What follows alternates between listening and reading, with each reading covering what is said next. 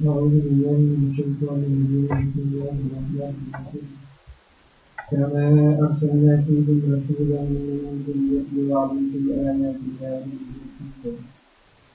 ويعلمكم الكتاب والحكمة ويعلمكم ما لم تكونوا تعلمون جیسے کہ بھیجا ہم نے تمہیں ایک رسول سنیا تھا جو تمہیں پڑھ کر سناتا ہے ہماری آیت اور تمہارا تذکیہ کرتا ہے اور تمہیں سکھاتا ہے کتاب حکمت اور تمہیں سکھاتا ہے وہ چیزیں لیکن پہلے نہیں جانتے تھے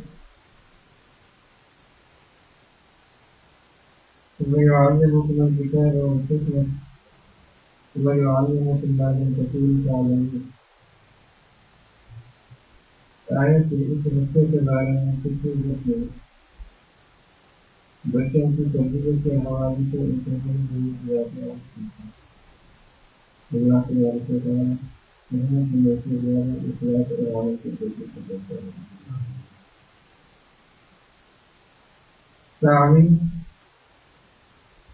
یہ کتنا نازک کام ہے اور اتنا اہم کام ہے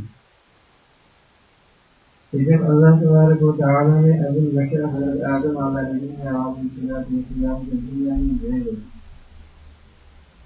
تو دنیا میں ان کو شریعت کی بھی ضرورت تھی اور انتظام کی بھی ضرورت تھی۔ تو اللہ تبارک و تعالیٰ ان کے بارے میں فرماتے ہیں کہ وَعَلَّمَ آدَمَ الْأَسْمَاءَ كُلَّهَا کہ اللہ تبارک و تعالیٰ نے آدم علیہ السلام کو تمام اشیاء کے نام اور ان کے خواص اور ان کے فائدے نقصانات وغیرہ ان ساری چیزوں کا علم اللہ نے حضرت آدم علیہ السلام کو دیا، اس لیے کہ یہی چیزیں آ کر بعد میں آ کر ان چیزوں کے خواص، ان کی ضرورت ہے، ان کا استعمال اور کن چیزوں سے بچنا ہے، کسی مقدار کی طرح استعمال کرنا ہے، اس کے بعد بچنا ہے وغیرہ وغیرہ۔ تو یہ وہ بنیادی چیزیں تھیں کہ وہ ان کے لیے ضروری تھے۔ تو اللہ تبارک و تعالیٰ کہتے ہیں کہ عورتوں کی شریعت وہ پیغمبر بھی ہے تو ان کے لیے شریعت بھی ضروری تھی۔ تو یہ ایسی بنیادی ضرورتیں ہیں کہ اللہ تبارک و تعالیٰ کہتے ہیں کہ میں نے براہ راست بغیر کسی واسطے کے آدم علیہ السلام کو مذاکرہ سیکھا ہے۔ پھر اللہ تبارک و تعالیٰ نے تکوینی پیغمبروں میں سے ایک پیغمبر حضرت خضر علیہ السلام کو بھیجا اور ان کے مقام اور مرتبے کا اندازہ اس سے لگایا جا سکتا ہے کہ حضرت موسیٰ علیہ السلام جیسے پیغمبر کو اولو العزم پیغمبر کو اللہ نے ان کی شاگردی سے ان کی اور کہاں سے زیادہ ان سے سیکھا۔ اب کہاں حضرت موسیٰ علیہ السلام اور کہاں خضر علیہ السلام، اگر فضیلت کو دیکھیں تو موسیٰ علیہ السلام کی فضیلت بہت زیادہ ہے۔ یہ ان 5 بڑے پیغمبروں میں سے ہیں جن کو اولو العزم پیغمبر کہا جاتا ہے۔ حضرت ابراہیم علیہ السلام، حضرت نوح علیہ السلام، حضرت موسیٰ علیہ السلام، حضرت عیسیٰ علیہ السلام اور نبی کریم صلی اللہ علیہ وسلم۔ یہ 5 وہ پیغمبر ہیں جن کو اولو العزم پیغمبر کہا جاتا ہے، جو تمام پیغمبروں میں سب سے بڑے مقام اور بڑی فضیلت والے اور بڑے شرف والے ہیں۔ تو ان میں موسیٰ علیہ السلام بھی ہے اور خضر علیہ السلام کا نام ان میں نہیں ہے، لیکن بہرحال وہ چونکہ تکوینی نبی ہے اور بہت سارے امور تکوینیہ کی ذمہ داریاں اللہ تبارک و تعالیٰ نے ان کی ذمہ لگائی تھی اور تکوینی امور کے لحاظ سے سب سے بڑے تھے۔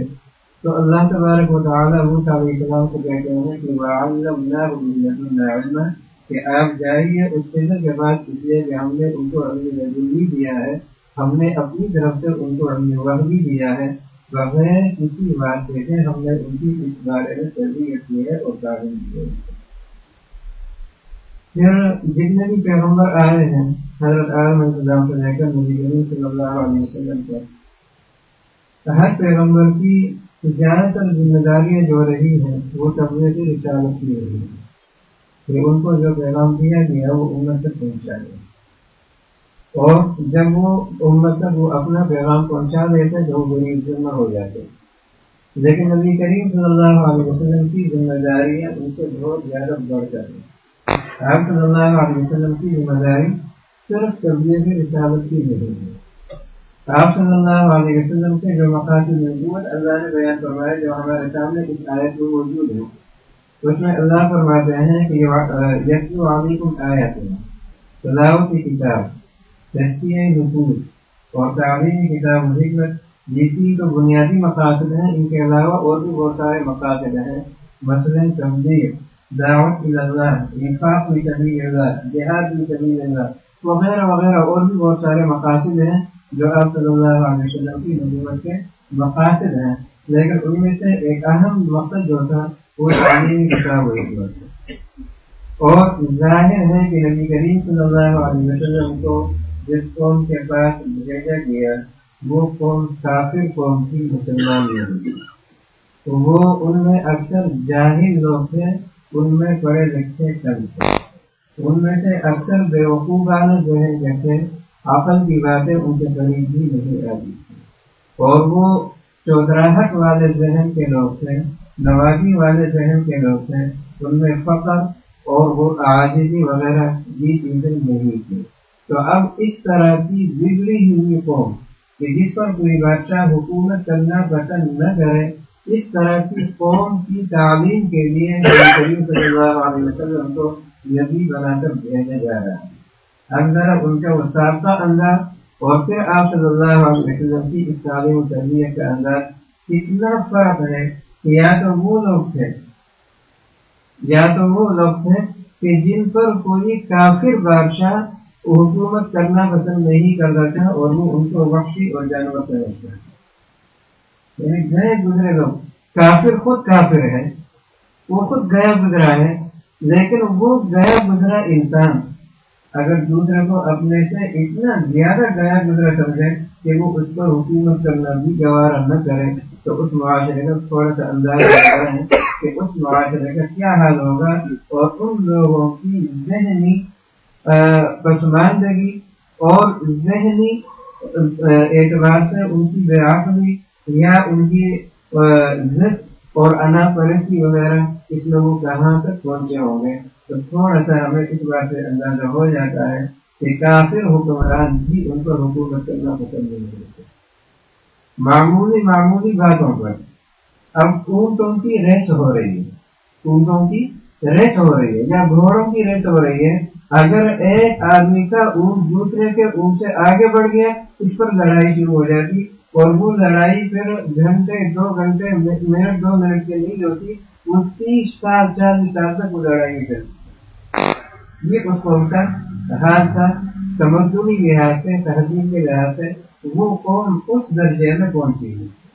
اب اس قوم کے لیے جس انسان کو نبی بنا کر بھیجا جا رہا ہے، تو اللہ تبارک و تعالیٰ اس نبی کی تعلیم و تربیت کا انتظام خود کرتے ہیں، اس لیے کہ ان کو ذمہ داری بہت بڑی دی جا رہی ہے۔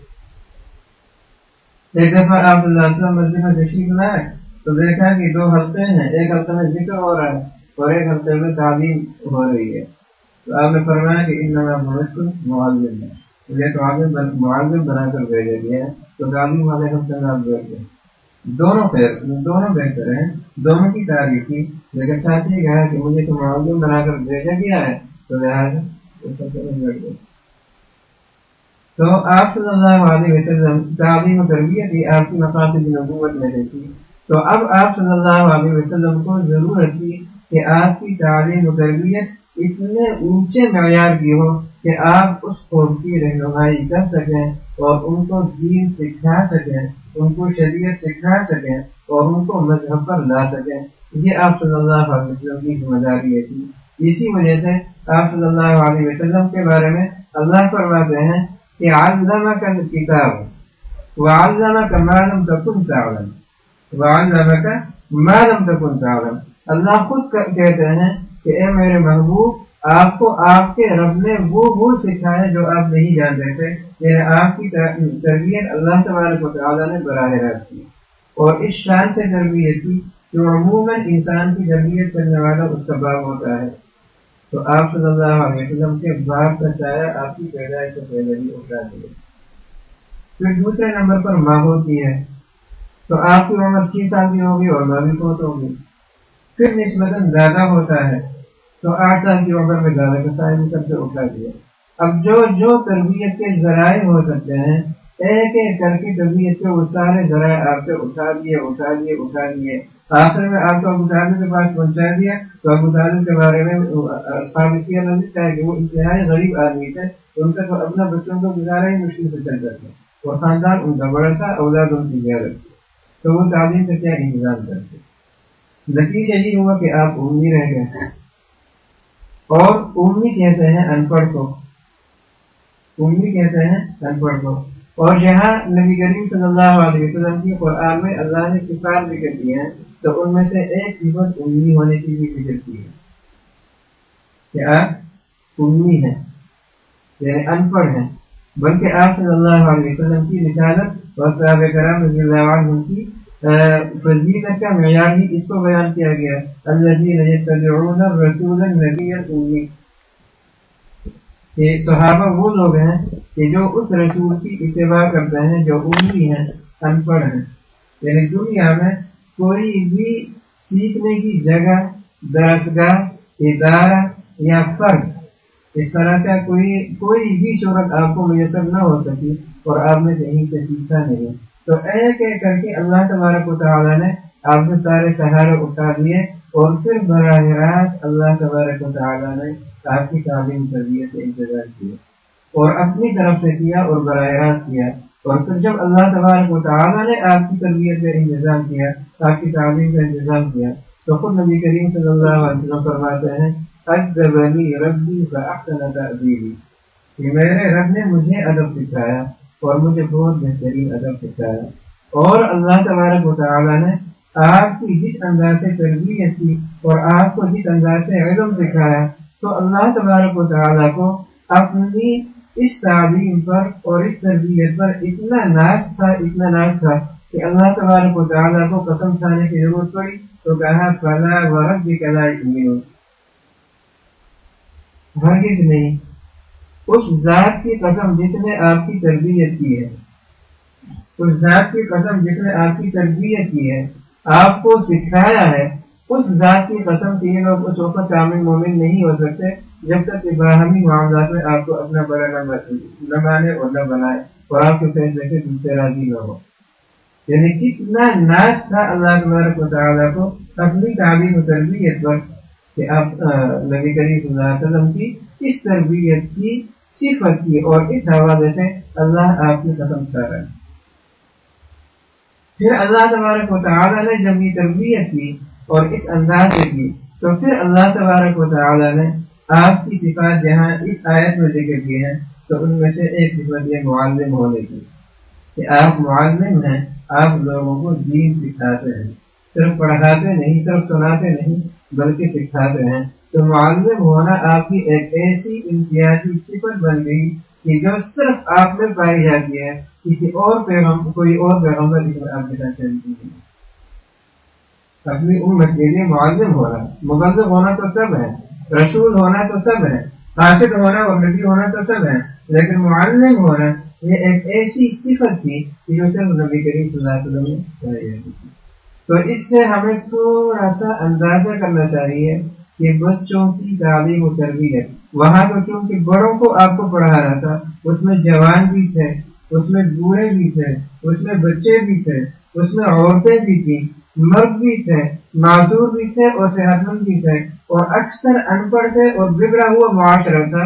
تو اس معاشرے میں آ کر آپ نے کام کرنا تھا اور ان کو دین کی طرف بلانا تھا اور ان کو دین سکھانا تھا. تو آپ صلی اللہ علیہ وسلم کو اس وجہ سے اتنا زیادہ پاور دیا گیا، اور یہ صفت اللہ تبارک و تعالیٰ نے آپ میں اتنی زیادہ پیدا کر دی کہ آپ ایسی قوم کی تربیت کر رہے ہیں. اور پھر اللہ تبارک و تعالیٰ نے جب اس قوم کی تربیت کی تو وہ ہمارے سامنے ہے. وہ لوگ جو ظالم تھے، وہ لوگ جو جھوٹے اور مکار تھے، وہ لوگ جو چور اور ڈاکو تھے، وہ لوگ جو شراب کے رسیت تھے، ہر قسم کا نشہ، ہر قسم کی بدکاریاں، یہ چیزیں ان میں پائی جاتی تھی. اب وہ قوم ایسی بن گئی کہ اب قیامت تک کے لیے اللہ نے کہہ دیا کہ اب اگر کسی کے ایمان کو فرق نہ ہو تو اس قوم کے ایمان کے مطابق دیکھو کہ اس قوم کے مطابق ہے یا نہیں. اگر اس کے مطابق ہے تو وہ ایمان معتبر ہے، اگر اس سے ہٹ کر ہے تو وہ ایمان اللہ کے یہاں کوئی اعتبار نہیں ہے. اس قوم کی نبی کریم صلی اللہ علیہ وسلم نے ایسی کر دیا. تو اس سے تھوڑا سا اندازہ ہو جاتا ہے کہ تعلیم و تربیت کی ذمہ داری کتنی زیادہ ہے،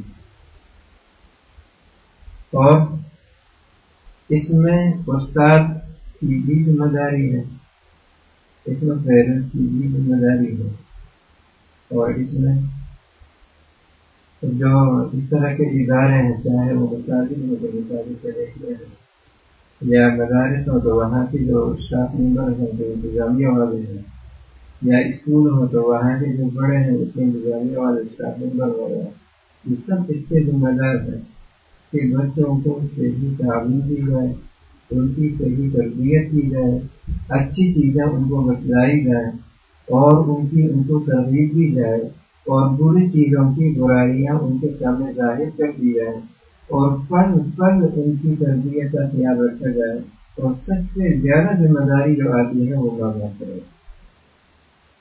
تو یہ وہ دنیا کے نام بیٹھے ہیں کہ پچھلی دفعہ میں ایسا پھر میں ان سے یہ لکھوایا تھا کہ انٹرنیٹ اور فون کے ذریعے سے لوگ جو آپس میں رابطے کرتے ہیں وہ ذرا مجھے لے کر دیتے ہیں۔ تو آج میں نے آپ کو وہ بتلانا ہے، پیرنٹس کو بتلانا ہے، بچوں کو نہیں۔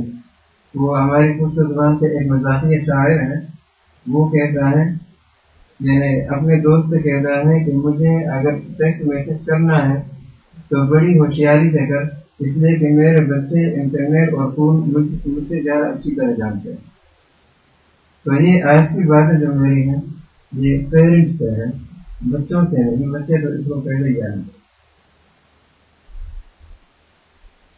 پہلے تو گھر کا پھول تھا، اس میں اتنے زیادہ مسائل نہیں ہوتے، سیدھی ساری بات ہوتی تھی، اور تقریباً پھر نگرانی بھی ہوتی تھی، اور کوئی ایسی بات نہیں کہ جو بغیر آواز کے کہی جا سکے، تو ہر وقت اس کی نگرانی ممکن تھی۔ پھر اس کے بعد آیا انٹرنیٹ، اور ظاہر ہے کہ انٹرنیٹ اور ٹی وی، آج شاید میں کچھ باتیں اشاروں میں بھی کروں، اس لیے کہ وہ صراحتاً میں کر نہیں سکے گا، لیکن عقل مند آدمی جو ہے وہ اشارے سے سمجھ جاتا ہے۔ انٹرنیٹ، ٹی وی، فون، یہ تین ذرائع ہیں ایک دوسرے سے رابطہ کرنے کے، اپنی ایجوکیشن کو بڑھانے کے، یا ایک دوسرے کو فائدہ یا نقصان پہنچانے کے۔ اور یہ تینوں ذرائع ایسے ہیں کہ یہ مسلمانوں سے بنائے ہوئے نہیں، مسلمانوں سے بنائے ہوئے، مسلمان ان سے فائدہ بھی حاصل کرتے ہیں اور ان سے نقصان بھی اٹھاتے ہیں۔ ٹی وی، انٹرنیٹ، اور فون۔ اب سوال یہ ہے کہ یہ چیزیں مسلمانوں کے لیے فائدہ مند ہیں یا نہیں؟ تو میرے ذہن میں اس کے بارے میں ایک سوال ہوتا ہے، اور ہو سکتا ہے میں اس میں غلط ہوں، میں یہ نہیں کہہ رہا کہ میں اس میں صحیح ہوں، لیکن آج آپ کے سامنے اپنا سوال میں رکھ دیتا ہوں۔ ہر قوم نے اپنے ڈیفینس اور اپنے دفاع کے لیے کچھ حکمت عملی اپنائی، اس میں جہاز بھی ہے، اس میں اسلحہ بھی ہے، اس میں دوسری مشینریاں بھی ہیں، اس میں ریڈار سسٹم وغیرہ بھی ہے، یہ ساری چیزیں ہیں یا نہیں؟ اچھا، یہ انٹرنیٹ، اس کی باقاعدہ ایجوکیشن ہوتی ہے، لوگوں کو پڑھایا جاتا ہے، آئی ٹی اسکول میں باقاعدہ مضمون ہے، یہ چیز پڑھائی جاتی ہے۔ اچھا، فون وغیرہ یہ چیزیں پڑھائی جاتی ہیں، ٹی وی وغیرہ اس کے مضامین وغیرہ یہ ساری چیزیں پڑھائی جاتی ہیں، لیکن آج تک آپ نے سنا ہے کہ وہ چیزیں بھی کبھی پڑھائی سنا چاہیے،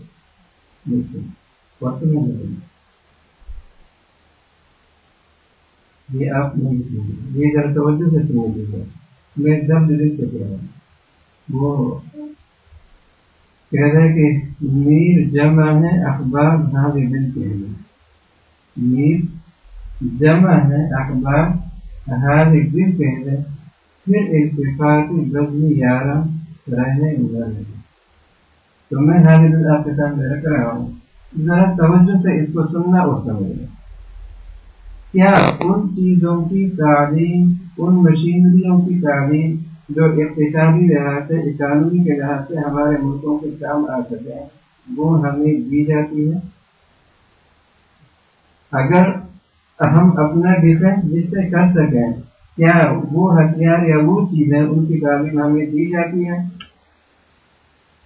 وہ ڈکشنریاں اس کی ہمیں دی جاتی ہیں؟ اور اگر کوئی آدمی اس میں ماہر ہو جائے، ان چیزوں میں ماہر ہو جائے، اول تو اس کو بڑی بڑی تنخواہوں کی آفر کی جاتی ہے تاکہ وہ اپنی جگہوں میں رہ کر کام نہ کر سکے۔ اگر وہ اس میں قابو میں نہ آئے اور وہ کوئی سرفرا ہو تو کیا اس کو زندہ رہنے کا حق دیا جاتا ہے؟ تو خود سوچیں۔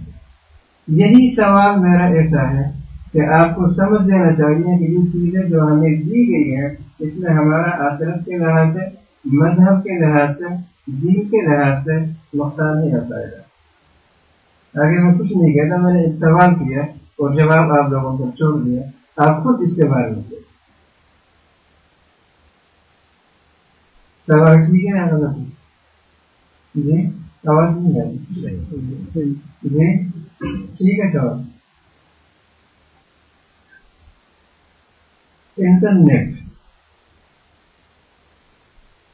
انٹرنیٹ نیٹ ورک،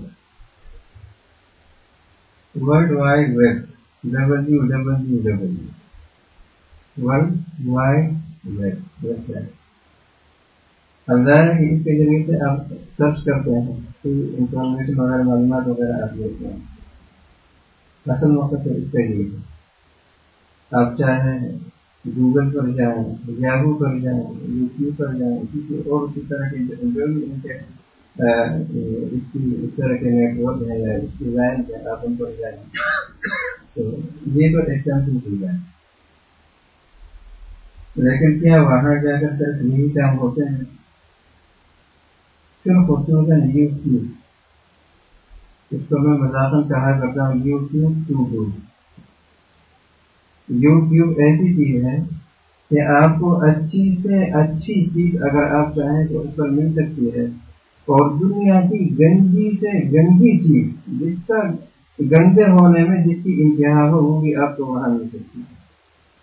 اور پھر اگر آپ حرم کے ائمہ کو کلک کریں تو اصول یہ ہے کہ اس میں حرم کے ائمہ آ جائیں، حرم کے پکچرز آ جائیں، وہاں کے ویڈیوز آ جائیں، لیکن لازماً بیچ میں ضرور کوئی ایسی گندی ویڈیو وہ چھوڑ دیتے ہیں کہ نظر اس پر پڑ جاتی ہے، اور آدھے سے زیادہ لوگ اس پر پڑ جاتے ہیں۔ یہ حقیقت ہے نہیں، یہ ہوتا ہے۔ کیوں ہوتا ہے؟ جب میں نے اب اگر مثال کے طور پر میں اس روڈ پر نیو روڈ پر پریشن کی طرف جا رہا ہوں تو میں اپنے راستے سے جا رہا ہوں، تو ہونا تو یہ چاہیے نا کہ اس راستے سے گاڑیاں ساری اسی طرف جائیں۔ اب اگر اسی راستے سے اور لیفٹ سائڈ سے سامنے سے کوئی گاڑی آئے تو ایکسیڈنٹ ہوتا ہی نہیں ہوتا۔ یہاں پر کوئی ایکسیڈنٹ ہو رہا ہے لیکن ادھر بھی ایکسیڈنٹ ہو رہا ہے، یہ بھی ایکسیڈنٹ ہوتا ہے، یہ اخلاقی ایکسیڈنٹ ہوتا ہے، یہ بھی صحیح۔ پھر ایک اور مصیبت ہے MSN، یہ ایک مصیبت ہے۔ M مائکرو، S سو، N نیٹ ورک، بہت طرح سے دیکھ رہے ہیں، مائکرو سو نیٹ ورک MSN۔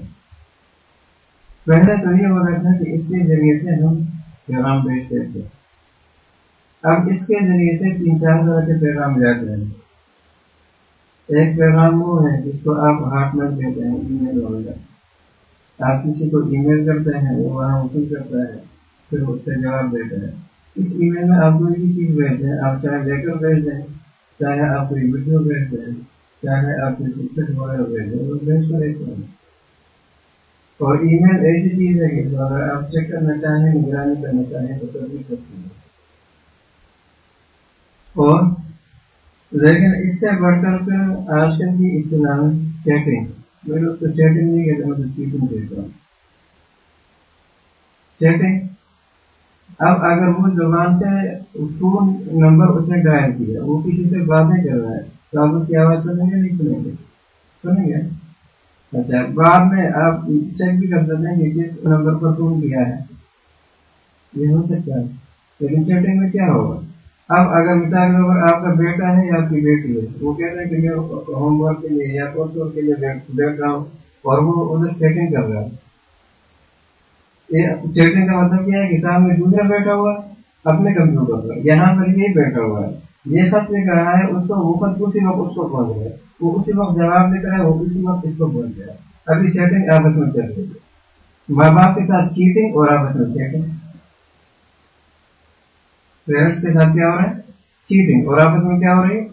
چیٹنگ. اور ماں باپ خوش ہیں کہ یہ ہمارے بچے بڑے محنتی ہیں، واقعی محنتی ہیں، لیکن شیطان کے کام ہے. کیا کریں؟ اچھا، پھر اس سے بڑھ کر ایک مصیبت جو اس زمانے میں ایک عذاب ہے، وہ ہے فیس بک. اب مجھے دنیا کی تعلیم اتنی زیادہ نہیں، مجھ کی فضائی سے میں نے پوچھا کہ کیا ہے، فائدہ ہونا یا نقصان. انہوں نے کہا کہ اس میں بہت زیادہ نقصان ہے، اور مصر میں، ایجپٹ میں کہا کہ 33% طلاقیں فیس بک کی وجہ سے ہوئی ہیں. اب وہاں اس پر پابندی لگ رہی ہے. پھر تعلیم میں جو بخاری کلاس کے لڑکے، ان میں سے وہ لڑکے کہ جو باقاعدہ فیس بک میں اپنا اکاؤنٹ رکھتے ہیں، ان سے میں نے پوچھا تو سب نے کہا کہ اس کے نقصانات ہوئے. فیس بک اب ظاہر ہے کہ یہ بھی پہلے تو یہ کمپیوٹر پر ہوتا تھا، لیکن آج کل جتنے فون آ رہے ہیں، جتنے بھی فون آ رہے ہیں کسی بھی کمپنی کے ہو، ضروری نہیں کہ آئی فون ہو، نوکیا کا فون ہو، دوسری کمپنیوں کے ٹول ہوں، مٹرولا ہو یا کوئی بھی ہو، تو سب میں اب یہ انٹرنیٹ فری آ رہا ہے تقریباً. اور جب انٹرنیٹ فری آ رہا ہے تو وہاں فیس بک بن سکتی ہے. اور فیس بک کیا ہے؟ یہ آپس میں اس میں باقاعدہ اپنے اکاؤنٹ بنانا پڑتا ہے، لیکن اکاؤنٹ بنانے کے لیے شرط ہے کہ آپ وہاں اپنے فرینڈز بنائیں گے، گروپ بنائیں گے. اور جب گروپ بنائیں گے، فرینڈز بنائیں گے، تو آپ کوئی بھی بنا سکتے ہیں، اس میں لڑکے بھی لڑکیاں بھی. یہاں اپنی وجہ سے ناظرہ پڑھ کے جانے والے لڑکے تو بظاہر فارغ ہو چکے ہیں، اور اسکولوں میں کوئی ایئر 9 میں، کوئی ایئر 10 میں ایج کے لڑکے ہیں. ایک دفعہ ان میں سے 4 لڑکوں کو میں نے باہر دیکھا، تو میں نے کہا سچ بولو، تم نے فیس بک کا اکاؤنٹ دیا ہوا؟ تو سب نے کہا کہ نہیں. سب کے پاس ایک دوست ہے. تو میں نے کہا ہو یور فرینڈ، دوست کون ہے؟ تو سب نے کہا وہ ہے. میں نے کہا دیکھو مسجد میں بیٹھو، دودھ نہ بولنا. تو کہنے لگے ان گرلس. کون ہے؟ لڑکے بھی اور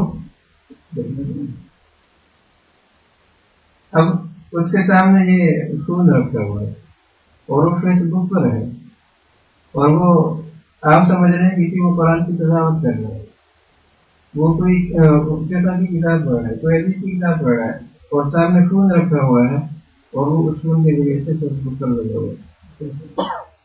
اور اس میں تو گروپ بنانا پڑتا ہے، اور گروپ کو دنیا میں کہیں بھی بنا سکتا ہے. تو ہمارے ایک ساتھی نے بتایا، دارالعلوم استاد ہمارے جو سنڈے کو درس دیتے ہیں، کہتے ہیں کہ وہاں انڈیا میں ہمارے ساتھی نے مجھے بتایا کہ صرف اس بات کو چیک کرنے کے لیے کہ ہمارے نوجوان کیا کرتے ہیں، رات کے 1 بجے میں فیس بک پر دیا تو اکثر جوان فیس بک پر ہوتے. اب اس میں آپ ایک دوسرے اپنی خبریں آپ اس میں اپڈیٹ کر سکتے ہیں، اپ ڈال کر سکتے ہیں، اپنے فوٹو ڈال سکتے ہیں، ویڈیو ڈال سکتے ہیں، اچھے کام بھی لوگ لے سکتے ہیں. لیکن شیطان ہمیں کہاں اچھے کام کرنے دیتا ہے. اس سے بڑھ کر پھر آگے جو اور ترقی ہوئی، ٹویٹر. اور ٹویٹر بڑا چیز ہے، ٹویٹر بڑا چیز ہے. اس میں تو باقاعدہ اپنی خبریں اپ گریڈ کرنی پڑتی ہے. یہی فیس بک یہ سیم، لیکن اس سے بھی زیادہ ایڈوانس. اور اس میں جو لوگ فالو کرتے ہیں وہ اچھی چیزیں فالو نہیں کرتے. دنیا کے مشہور کھلاڑی، ایکٹریس، ریسلرز وغیرہ وغیرہ، اب اس طرح کے لوگوں کو اب کوئی شیخ الحدیث کو تو فالو کرے گا نہیں، کسی مفتی کو تو فالو کرے گا نہیں، پیر الفقار کو تو کوئی فالو کرے گا نہیں، کرے گا تو ان منظور چیزوں کو کرے گا. اور فالو کا مطلب کیا ہے؟ کہ وہ بھی اپنی ہر ایک کا ٹویٹر ہوتا ہے، وہ بھی اپنے پروگرام اس میں ڈالتے رہتے ہیں، ان کے دماغ میں کون سا منصوبہ ہے، وہ اس وقت کیا کر رہے ہیں، اس وقت انہوں نے کیا پہنا ہوا ہے، کیا کر رہے ہیں. اب یہ ساری چیزیں ان جو فادوت ہیں ان کے سامنے آتی رہتی ہیں، تو یہ ان چیزوں میں ان کی کافی کرتے ہیں. تو کہتے ہیں کتنے افسوس کی بات ہے، کہاں اللہ کا محبوب، کہاں اس کے صحابہ، کہاں امت کی مائیں، نبی کی بیویاں، کہاں امت کی بہنیں، نبی کی بیٹیاں، کہاں وہ صحابیات، اور کہاں یہ گندی چیزیں. ایک دفعہ پاکستان میں اچانک فیشن پھیل گیا. کیا فیشن؟ کہ وہ ٹراؤزر جو ہے نا اس کا یہ 5 الٹا کر کے رکھتے ہیں، اوپر کرتے اور الٹا رکھتے. دیکھیے فیشن کہاں سے آیا؟ تو کہہ رہے ہیں کہ ان زمانے میں کوئی انڈین ایکٹر تھا، وہ کوئی فلم بنا رہا تھا، تو جہاں وہ اس نے اپنی ایکٹنگ کرنی تھی وہاں نیچے مٹی تھی، تو اس نے مجبوری میں وہ 5 الٹا کر دیا، اس سے فیشن بنا.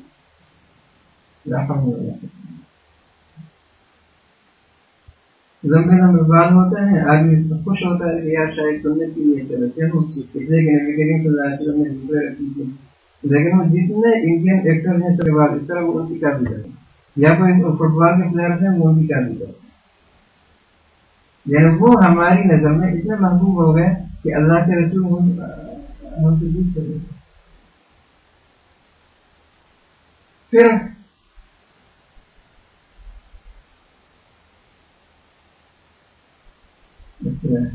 آج کل جو وہ پہلے تو ٹیکسٹ میسج وغیرہ انگلش مطلب پرانا ہو گیا، تو آج کل اس کے مقابلے میں آ گیا واٹس ایپ.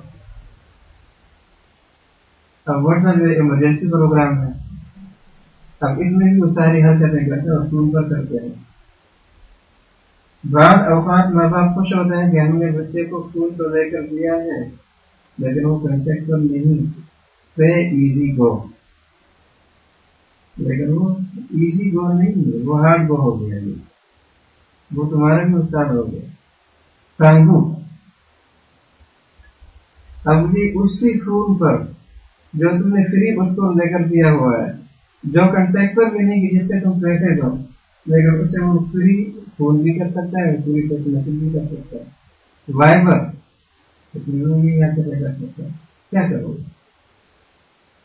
یہ وہ چیزیں ہیں جو فون کے ذریعے سے اور فون انٹرنیٹ کے ذریعے سے ہماری نوجوان نسل کو تباہ کر رہی ہے.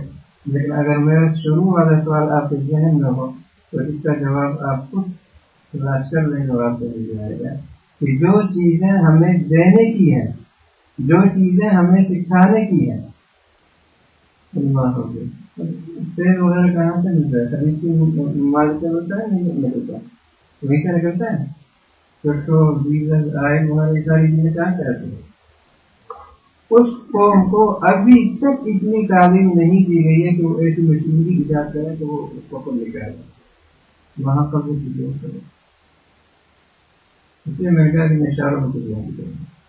تو جو ایجوکیشن ہمیں ملنی چاہیے تھی، ہمارے بچوں کو، ہمارے جوانوں کو ملنی چاہیے تھی، وہ ہمیں نہیں مل رہی یا نہیں دی جا رہی. تو جو کچھ ہمیں دیا جا رہا ہے اب خود سمجھیں کہ یہ کیا ہے، یہ سیٹ ہے یا یہ پوائزن ہے، تاکہ میں کچھ نہیں. تو تعلیم و تربیت کے بارے میں بہت زیادہ حساس ہونا پڑے گا.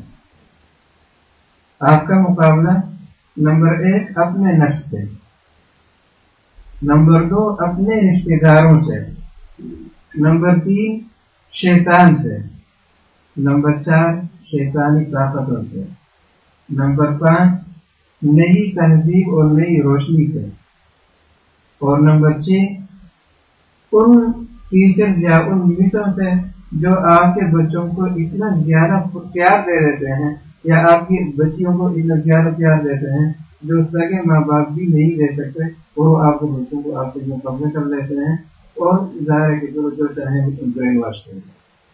ان سب سے آپ کا مقابلہ ہے، آپ اپنی نسل کو کس طرح دیکھیں گے. تو دوسری بات ہے کہ یہ جو موجودہ نسل ہے آپ کی، جو ابھی پیدا ہوئے ہیں یا پیدا ہو رہے ہیں، اس عمر سے لے کر 3 ایج کی عمر تک، یہ جو بیچ کی نسل ہے، یہ نسل اگر آپ کی مسلمان رہ گئی تو بعد میں آنے والی نسل مسلمان ہوگی. اگر یہ نسل آپ کی مسلمان نہیں رہی تو پھر آپ کے گھر سے دین کا اضلاع نہیں ہوگا، آپ کے گھروں میں کافر بنتے رہیں گے. اور یہ جو مدارس میں جوان پڑھتے ہیں ان کو اکثر میں کہتا ہوں، اور یہاں جو ہے ان کو بھی کہہ رہا ہوں کہ یہ جو اس وقت اسکول کالج یونیورسٹی میں جو اسٹوڈنٹس ہیں، مسلمان اسٹوڈنٹ جو ہمارے مدارس وغیرہ کے ساتھ جڑے ہوئے نہیں، ان میں اور ہم میں بیچ میں پل کا کردار یہی لوگ ادا کریں گے. اگر انہوں نے بھی اپنی ذمہ داریوں سے غفلت کی تو ان پر بھی کفر کا، فسق کا، بے دینی کا، جہالت کا اور شیطانیت کا غلبہ ہو جائے. یہ وہ سب حقیقتیں ہیں کہ جن سے ہم نے نمٹنا ہے، اور ہر ماں باپ کو نمٹنا ہے، اور مساجد کمیٹیوں کی وہ حساس ذمہ داری ہے. اور مجھے یہ تقویٰ آج تک سمجھ میں نہیں آیا، آج تک میں اس تقویٰ کو نہیں سمجھ سکا کہ گھر میں اگر بچہ برتن بھی توڑ دے تو اس کو اف نہیں کرتے. گھر میں اگر بچہ برتن بھی توڑ دے تو اس کو اف نہیں کرتے، یا اس سے کوئی بڑا نقصان کر دے اس کو اف نہیں کرتے. اور اگر مسجد میں کسی بچے نے شور کر دیا تو مساجد کمیٹیوں والے اس کو کھانے آ جاتے ہیں. یہ کیوں کیا؟ مسجد ہے، بیادبی ہے. اللہ کے منظر بیادبی ہے، اس کو ادب تو سکھاؤ نا. گھر میں جب اپنے بچے کی بات آتی ہے تو بڑی بڑی باتوں کو تو اگنور کر دیتے ہو، اور جب دوسرے کے بچے کی بات آئی تو اس کو مسجد کا بابی بنا رہے تھے. اب تمہیں یہ پتہ نہیں ہے کہ اس معمولی سی غلطی کو جو تم برداشت نہیں کر رہے ہیں اور اس کو مسجد سے متنفر کر رہے ہو، یہاں سے نکل کر ہی کہاں پہنچے گا؟ ڈرگس ڈیلر کے پاس، شرابیوں کے پاس، گوریوں کے پاس، کس کے پاس پہنچے گا؟ اس کی کیا گارنٹی تمہارا مسئلہ کہاں پاس پہنچے گا اور کتنا دور چلا جائے گا؟ تو مساجد والوں کے لیے بہت ضروری ہے، خصوصاً باہر سے اگر جماعتیں آئیں اس میں ینگ لڑکے ہوں، وہ کرتے ہیں اتباع کرتے ہیں، اس لیے اس ماحول میں ان کو تو ایسے سمجھنا چاہیے کہ جس طرح آدمی نیا مسلمان ہوتا ہے تو اس کو کچھ پتہ نہیں ہوتا. ہمارے وہ جو اسکول کالج یونیورسٹی میں وہ بھی تقریباً اسی طرح سے ہیں، ان کو دین کا کوئی شعور نہیں، ان کو کوئی پتہ نہیں کہ مسجد کے آداب کیا ہے، قرآن کے کیا آداب ہے، پیرنٹس کے کیا آداب ہیں. یہ چیزیں ہم نے لوگ ان کو سکھائی ہیں اس کی فکر کی.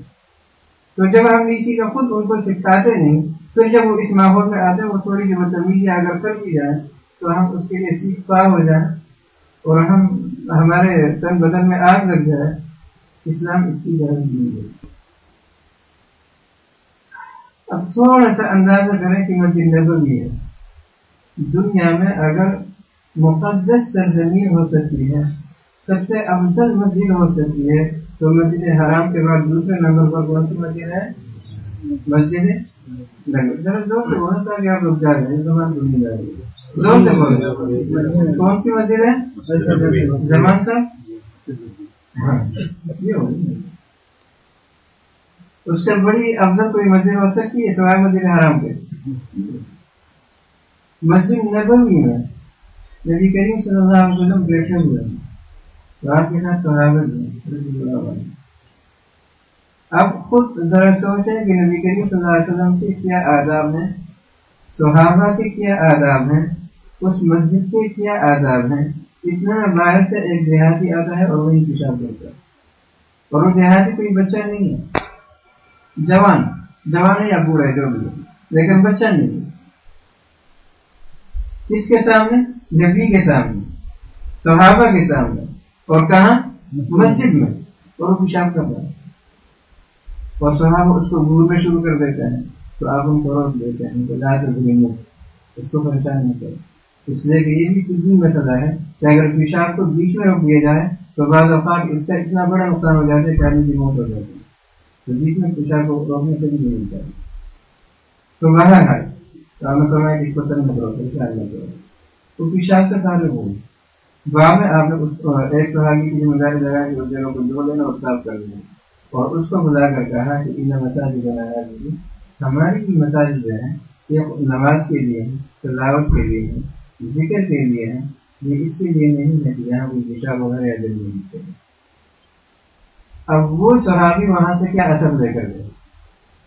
کہ بعد میں وہی صحابی اس حدیث کو خود بیان کرتے ہیں کہ میں آیا اور میں نے اس طرح کیا اور آپ سے بڑھ کر میں نے کوئی مربی اور مشرق انسان نہیں دیکھا۔ تو کہاں آپ صلی اللہ علیہ وسلم کی مسجد اور کہاں آپ کا موجود ہونا اور صحابہ کی محفل کا ہونا اور کہاں اتنی بڑی گندگی اور آپ اس کو کیسے سمجھاتے ہیں؟ تو یہ بہت حساس ذمہ داری ہے ہماری۔ یہ پاکستان نہیں ہے، یہ بنگلہ دیش انڈیا نہیں ہے کہ آپ کے بچے یہاں سے کٹیں گے تو وہ اپنے ہی لوگوں کے پاس جائیں گے، یہاں وہ کہیں بھی جا سکتے۔ یہاں پر بہت حساس معاملہ ہے، یہاں بچوں کو اپنے سے، دین سے، مذہب سے ایسا متنفر نہ کریں تو پھر موتر بھی لگے، بہت زیادہ ضروری ہے۔ تو پیرنٹس کی بھی ذمہ داری ہے، مساجد کمیٹیوں کی اور انتظامیہ کی بھی ذمہ داری ہے اور استادوں کی بھی ذمہ داری ہے، خصوصاً وہ اساتذہ جو مطالب وغیرہ پڑھاتے ہیں ان کی ذمہ داری بہت زیادہ لازمی ہے۔ جو تعلق میں جاتے ہیں ان کا کچھ نہ کچھ ذہن بن جاتا ہے، لیکن عموماً یہ ہوتا ہے کہ ہمارے 80% بچے وہ ہوتے ہیں جو مسجد میں آ کر مکتب پڑھ کر غائب ہو جاتے ہیں۔ تو ان استادوں کی یہ بنیادی ذمہ داری بنتی ہے کہ اس کو کم سے کم مسلمان رکھیں، اس کو عالم کو نہیں بنا سکیں گے اور اکثر کو حافظ بھی نہیں بنا سکیں گے، لیکن کم سے کم اس کو صحیح و عقیدہ مسلمان تو بنا سکتے ہیں۔ اس کی تدبیر اگر اتنی اچھی نہ ہو، اس کی پرواہ نہ کریں، تدبیر بعد میں جب بھی وہ نادم ہو کے سیکھ جائے گا، لیکن اگر اس کا عقیدہ صحیح نہ ہو، اس کے دل میں اسلام کی محبت نہ ہو، اس کے دل میں مسجد کے ساتھ تعلق کی کوئی قدر نہ ہو اور وہ تم سے اتنا کٹے کہ تمہیں ٹاؤن میں دے گا یا کسی جگہ دے گا تو تم سے رخ کر کے دوسری طرف چلا جائے۔ اگر وہ اس طرح کرتا ہے اس کا مطلب ہے کہ تم نے اس کے ساتھ کوئی ایسی زیادتی کی ہے تو اس کو ماننے سے کر دیا۔ تو یہ استادوں کی انتہائی نازک ذمہ داری ہوتی ہے کہ یہی ان کے جو 3-4 سال ہوتے ہیں تمہارے پاس، اسی میں آپ لوگوں نے اس انداز سے محنت کرنی ہے کہ وہ کم سے کم مسلمان رہیں، چاہے وہ عالم نہ بنے، حافظ نہ بنے، لیکن کم سے کم مسلمان رہیں۔ اور اگر 5 وقت نمازی نہیں بھی بن سکتا تو نہ بنے، کم سے کم دن میں ایک آدھ نماز پڑھ لیا کرے یا کم سے کم جمعے میں آیا کرے۔ اگر وہ اس ماحول میں بھی آتا ہے تو پھر انشاءاللہ کسی نہ کسی وقت بن جائے۔ ان کی بھی بنیادی ذمہ داری ہوتی ہے اور اس کی سب سے اچھی صورت یہ ہے کہ صرف قرآن اس کو نہ پڑھائیں، اس کے لیے باقاعدہ جو کورس ہے وہ بھی پڑھائیں اور اس کا ذہن تبدیلی کریں۔ اگر خاص کر جب وہ 13, 14, 15 سال کے ہو جائیں تو وقتاً فوقتاً کوئی استاد خود ان کے ساتھ جائیں کرے، کبھی سروجہ میں لے گئے، کبھی مرکز میں لے گئے، کبھی مثلا مولانا سلیم کا بیان ہوتا ہے انگلش میں یا کسی اور بزرگ کا انگلش میں بیان ہو تو پھر وہ سنا دیا، کبھی خود ان کے لیے اس طرح کو کوئی پروگرام رکھ دیا، کبھی ان کو فارغ لے گئے، کبھی اس طرح لے گئے۔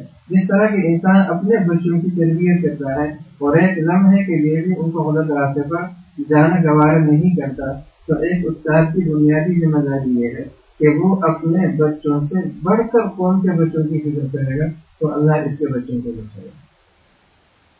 یہ بنیاد اگر وہ اس میں فرق کرتا ہے، اپنوں میں اور غیروں میں اس نے فرق کیا تو اللہ کی ذات بڑی غیرت والی ہے، اللہ ان کو تو نواز دے گا اور ان سے اپنے بچوں کو مدد کر دے گا۔ اور آخری بات وہ یہ کہ کبھی ہم احساس کمتری میں مبتلا نہیں۔ اللہ ایک انسان کو علم کی وجہ سے جتنی زیادہ عزت دیتا ہے وہ دنیا کی ڈگریوں سے قطعاً۔ ایک عالم کی ذمہ داری ہے کہ وہ اپنے علم کی بھی قدر کرے اور اس علم سے بدل نہ ہو بلکہ اس کے ساتھ جڑا رہے اور اپنے بچوں کو بھی اسی راستے پر لے جائے۔ باپ تو ہے عالم، لیکن وہ اس نے بنایا ڈاکٹر۔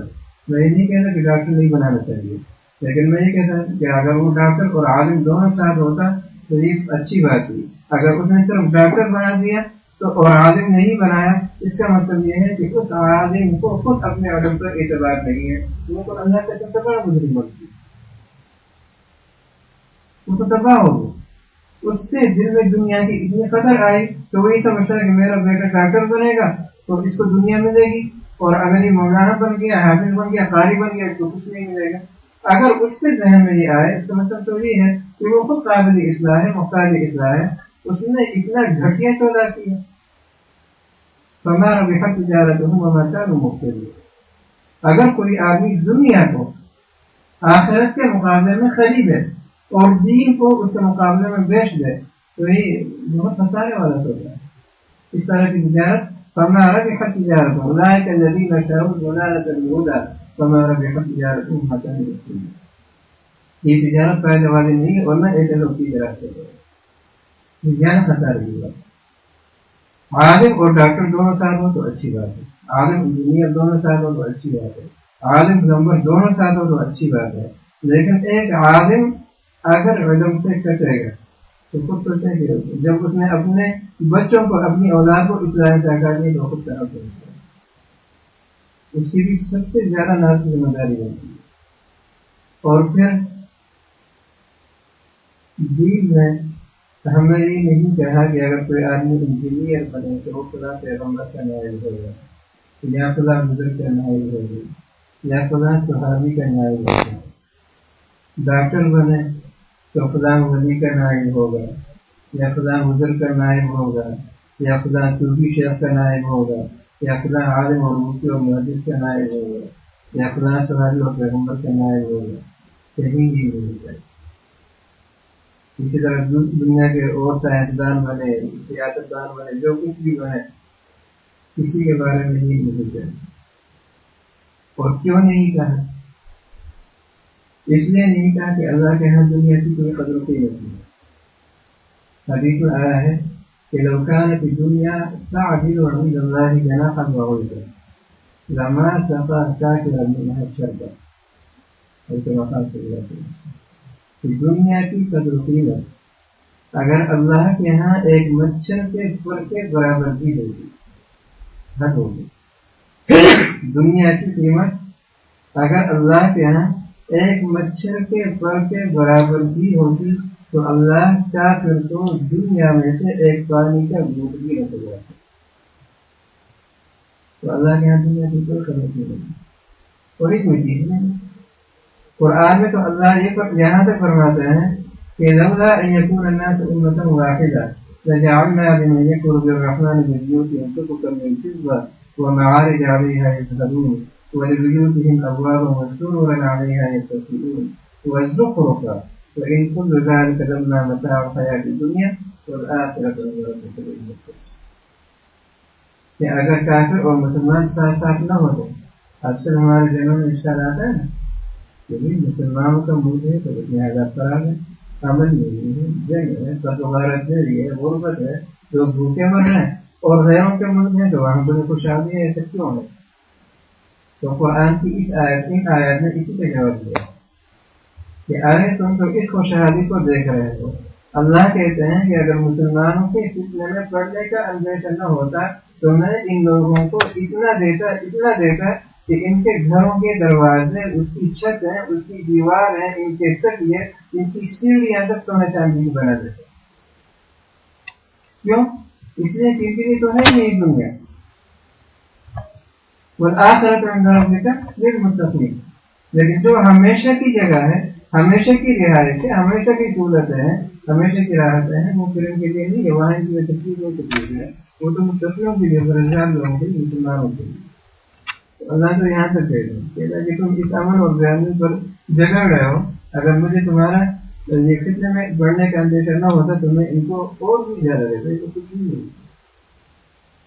تو اللہ کے یہاں دنیا کی کوئی قدر و قیمت نہیں. ایک حدیث میں یہاں تک کہا گیا دنیا جی پر, دنیا جی پر وفاد وہاں خلاف. اللہ کا دنیا مردار ہے, بدبودار ہے, سڑی ہوئی ہے, اور اس دنیا کو طلب کرنے والے کچھ ہیں. ابھی میں نہیں کہہ رہا, یہ متنزی نہیں کہہ رہا, یہ محمد عربی صلی اللہ علیہ وسلم کہہ رہے ہیں. کیا فرماتا دنیا جی کا وفاد ہے خلاف. دنیا مردار ہے, سڑی ہوئی بدبودار چیز ہے, اور اس کو طلب کرنے والے انسان نہیں ہو سکتے ہیں. کیا مطلب یہ ہے کہ جو آدمی دنیا کو ضرورت سے زیادہ اور حلال حرام کے فرق کو مٹاتے ہوئے, جائز ناجائز کے فرق کو مٹاتے ہوئے, انصاف اور ظلم کے فرق کو مٹاتے ہوئے, فراڈ اور صحیح بات کے فرق کو مٹاتے ہوئے طلب کرے گا تو اس آدمی کے بارے میں کہا جائے گا کہ وہ کتا ہے, وہ انسان نہیں ہے. اور ایک حدیث میں یہاں تک کہا کہ الا ان الدنیا ملعونہ، دنیا جو ہے یہ ملعون ہے، اس پر اللہ کی طرف سے لعنت ہے۔ وملعون ما فیہا، صرف دنیا نہیں بلکہ جو کچھ دنیا میں ہے اس پر بھی اللہ کی طرف سے لعنت ہے۔ اب ذہن میں اشکال ہوتا ہے کہ اے اللہ، دنیا بھی ملعون، اس میں یہ چیزیں بھی ملعون، اور آپ نے ان دونوں میں ہمیں بھیج دیا، پھر ہمیں کیوں بھیج دیا؟ تو اللہ فرماتے ہیں کہ کچھ مستثنیات بھی ہیں، الا ذکر اللہ وما والاه وعالم او متعالم، کچھ مستثنیات۔ جس آدمی کا تعلق، جس کا دھیان، جس کی توجہ اللہ کے ساتھ رہے، ذکر، اللہ کا ذکر، اللہ کے ساتھ ایسا تعلق، ایسی نسبت، ایسا لنک اور رابطہ رہے کہ وہ کٹ نہ جائے۔ کھانا کھا رہا ہے تو اللہ کا حکم یاد آ رہا ہے، ٹوائلٹ جا رہا ہے تو اللہ کا حکم یاد آ رہا ہے، راستے میں چل رہا ہے تو اللہ کا حکم یاد آ رہا ہے، بیٹھ رہا ہے، اٹھ رہا ہے تو اللہ کا حکم یاد آ رہا ہے، کپڑے پہن رہا ہے تو اللہ کا حکم یاد آ رہا ہے، شادی وغیرہ کر رہے ہیں تو اللہ کا حکم یاد آ رہا ہے۔ ہر قدم اللہ کے حکم کو اور اس کے محبوب کی صورت کو سامنے رکھ رہا ہے، اور اللہ کے ساتھ اس کا یہ رابطہ قائم ہے، دلی رابطہ اس سے ہے۔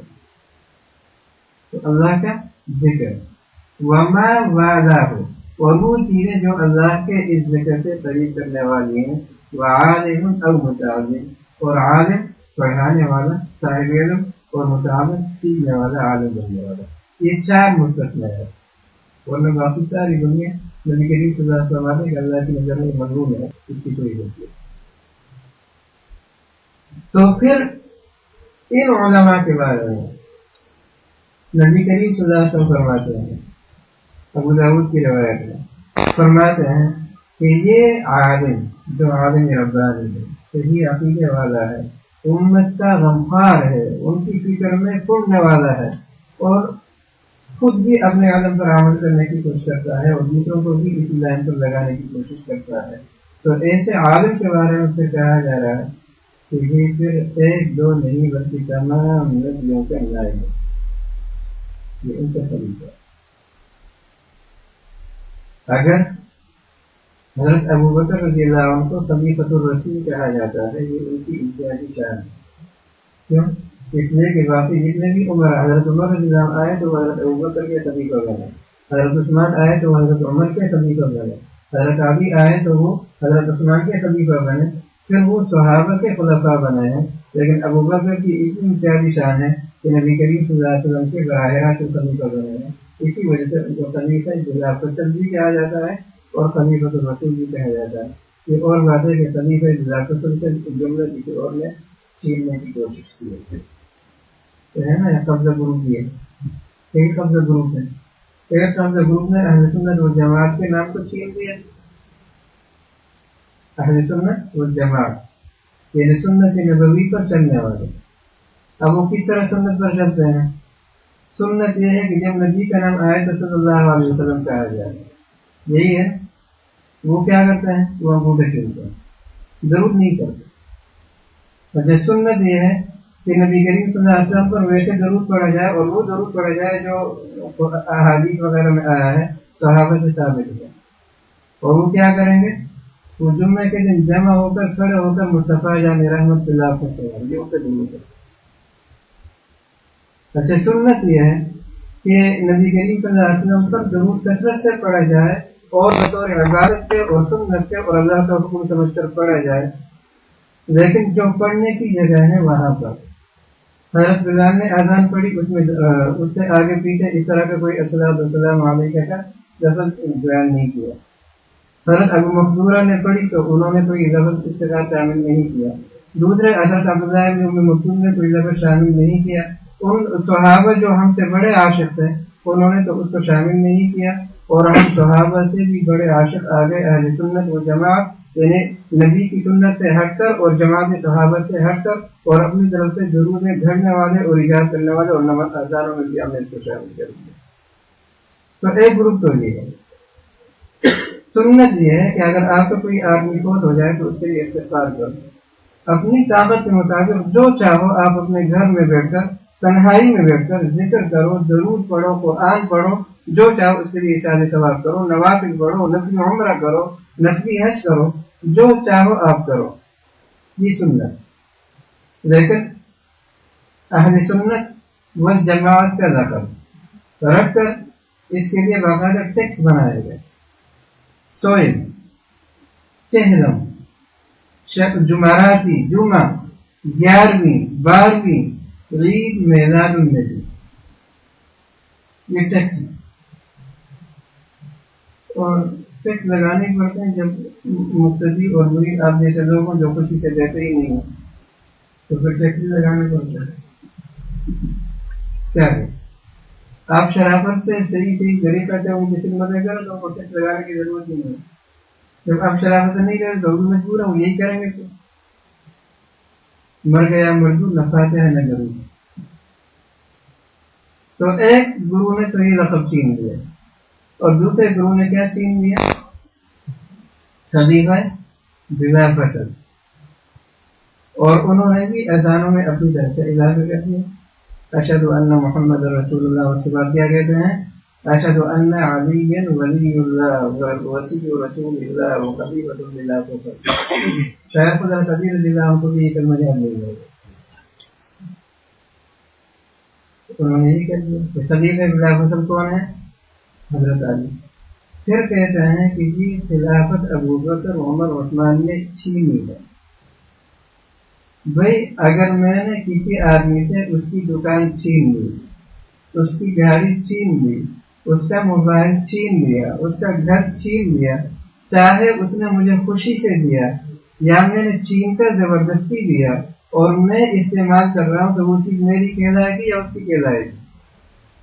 جس کے قبضے میں ہے اس کی کہلاتی ہے، دوسرے کی کہلاتی ہے.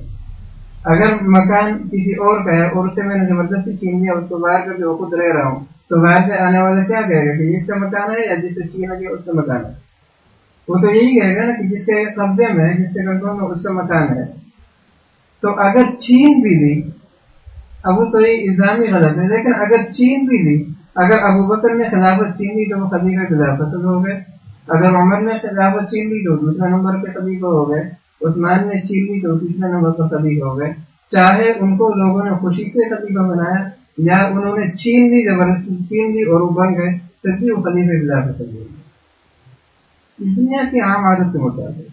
اب یہاں پر یہ کہہ دینا کہ وہ نہیں تھے اور انہوں نے چھین لی تھی یا انہوں نے خود اپنی مرضی سے دی تھی. اور پھر دوسری بات یہ بھی ہے کہ حضرت علی علیہ السلام کے بارے میں تو ہمارا وہ نہیں ہے جو ان کو باتیں کرتے ہیں. ہم تو ان کو اسد اللہ غالب، اللہ کے بہادر شیر جو ہر موقع پر غالب آتا ہے، ہم تو ان کو یہی سمجھتے ہیں اور ان تمام الزامات ان کو یہی سمجھتے ہیں. لیکن اگر بالفرض ان کی اس بات کو مان بھی لیا جائے تو جو آدمی جس کو اللہ کا رسول تو اپنا براہ راست خلیفہ بنائے، جس کو اللہ کا رسول براہ راست اپنا خلیفہ بنائے اور وہ اس خلافت کے حق کو برقرار نہ رکھ سکے، ایک دوسرا آدمی جو اس سے عمر میں بوڑھا ہے، طاقت میں کمزور ہے، عمر میں بوڑھا ہے، طاقت میں کمزور ہے، رشتے کے اعتبار سے نبی سے دور ہے، وہ آ کر اگر اس سے اس خلافت کو چھین لیتا ہے تو پھر یقیناً وہ چھیننے والا ہی اس خلافت کا حقدار ہے. اسے چھینا گیا، اگر وہ طاقتور بھی ہے، وہ قریبی رشتے دار بھی ہے، اس کو نبی نے اپنا وسیع بھی بنایا اور پھر بھی وہ اپنا ڈیفینس نہ کر سکے تو پھر اس قابل نہیں ہے کہ اس کو یہ بات ٹھیک ہے. تو بہرحال یہ لفظ بھی کسی اور نے. تو لیکن میں جو کہنا چاہ رہا تھا وہ یہ ہے کہ حضرت ابوبکر نبی کے خلیفہ ہیں اور خلیفہ بلا فصل ہیں. تو اسی وجہ سے ان کو صرف وہ واحد خلیفہ ہیں جن کو خلیفۃ الرسول کہا جاتا ہے، باقی جتنے بھی خلفاء ہیں ان کو امیر المؤمنین کہا جاتا ہے. اسی کی ساری بات ہے.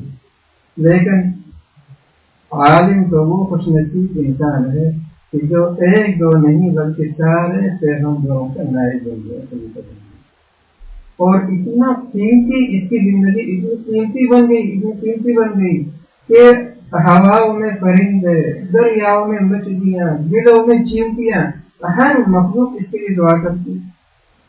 اتنی قیمتی زندگی بن گئی. تو اس سے زیادہ کوئی قیمتی زندگی ہو سکتی ہے؟ اب اگر کوئی آدمی اس کی قدر نہ کرے اور وہ اپنے بچوں کو اس طرف نہ لائے ان کی ذہن سازی نہ کرے تو وہ مجرم ہے یا نہیں؟ تو بہرحال بنیادی بات ہے تعلیم کے بارے میں کہ اللہ نے اپنے نبی کی تعلیم خود کی ہے، ان کو خود تعلیم دی ہے، نبی نے صحابہ کو خود تعلیم دی ہے۔ یہ اتنا نازک معاملہ ہے کہ اللہ نے نبی کو خود تعلیم دی، نبی نے صحابہ کو تعلیم دی، تو اسی طرح ماں باپ وغیرہ کی استادوں کی سب کی انتظامی والوں کی سب کی ذمہ داریاں بنتی ہیں کہ وہ بھی مسلمان بچوں کو اسی طرح اچھی تعلیم دیں، اور یہ جو بےہودہ چیزیں ہیں ان میں ان کی پر نگرانی کریں، اس کے ذریعے باتیں کریں۔ اللہ علیہ وسلم